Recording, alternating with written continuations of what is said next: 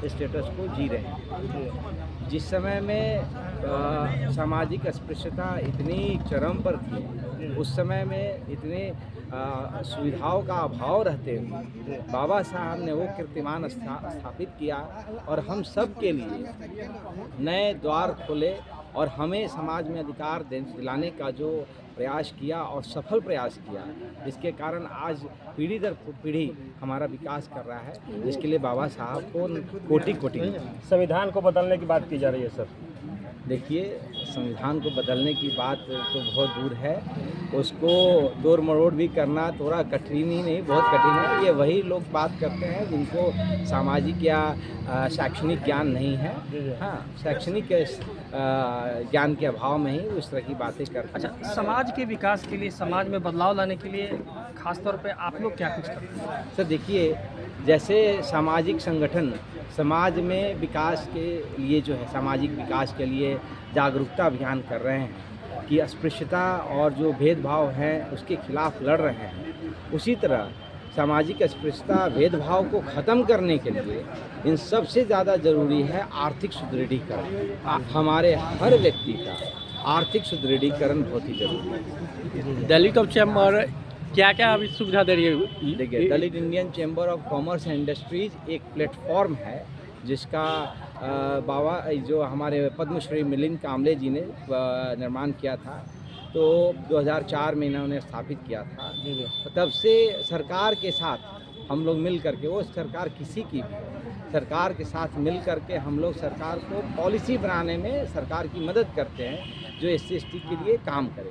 तो अभी उसके लिए आप देखेंगे कि पहली बार प्रोक्योरमेंट पॉलिसी 2016 जो आई थी, उस प्रोक्योरमेंट पॉलिसी में 4% रिजर्वेशन, हाँ, जो MSME में परचेज होगा उसमें 4% SC/ST MSME से लेना है। तो ये पहला बार रिजर्वेशन जो है MSME में आया, जो उद्योग विभाग में आया। तो ये बहुत बड़ी बात है। यही नहीं, पद्मश्री मिलिंद कामले जी हमारे राष्ट्रीय अध्यक्ष जो है रवि कुमार नारा जी पद्मश्री, वो भी हैं। तो वो भी जब बिहार में आए थे और हमारे मुख्यमंत्री जी, माननीय मुख्यमंत्री जी श्री नीतीश बाबू से मिले थे, उसके बाद ही मुख्यमंत्री उद्यमी योजना जो है आया, जो आज जिसके कारण जो है हर साल हमको लगता है कि 4 से 5 हज़ार सफल उद्यमी बनाने का कार्यक्रम किया जा रहा है। इसके अलावा भी हम लोग हमेशा उद्योग विभाग में या संबद्ध विभाग में मिलते रहते हैं और विभाग से, मंत्री से या सचिव से इस जो भी हमारे समाज के लेवल पे कार्य हो सकता है हम उसका डिमांड करते हैं। साथ में हम लोग उद्योग मेला भी लगाते हैं ताकि वहाँ पे लोगों को डिफरेंट प्रोडक्ट देखने का मौका मिले, एक उत्साहवर्धन हो, ताकि लोग उद्यमी बन सके और उद्यमिता का विकास हो सके हमारे वर्ग में, जहाँ पर स्पेशली लोग, जहाँ बिहार में सरकारी नौकरी के पीछे सब लोग भाग रहे हैं, वहाँ हमारा अथक प्रयास है कि उद्यमी बनकर एक नया मिसाल स्थापित करें। तो अंत में एक क्वेश्चन और करना चाहेंगे सर आपसे। जिस तरीक़े से हमारे बाबा साहब बोले थे कि शिक्षा वो शेरनी का दूध है जो जितना ही पिएगा उतना ही दहाड़ेगा, आज देखा जा रहा है कि धीरे धीरे शिक्षा को समाप्त किया जा रहा है, क्या कहेंगे सर? बिल्कुल आप सही बात कर रहे हैं। देखिए, इसके लिए सिर्फ कोई व्यक्ति विशेष दोषी नहीं है, इसके लिए हमारा समाज भी दोषी है।